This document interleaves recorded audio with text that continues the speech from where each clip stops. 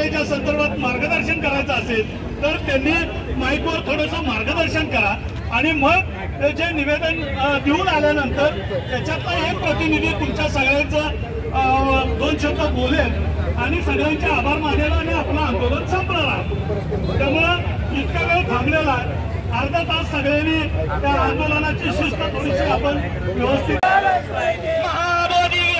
बहुतांच्या ताब्यात मिळालंच पाहिजे।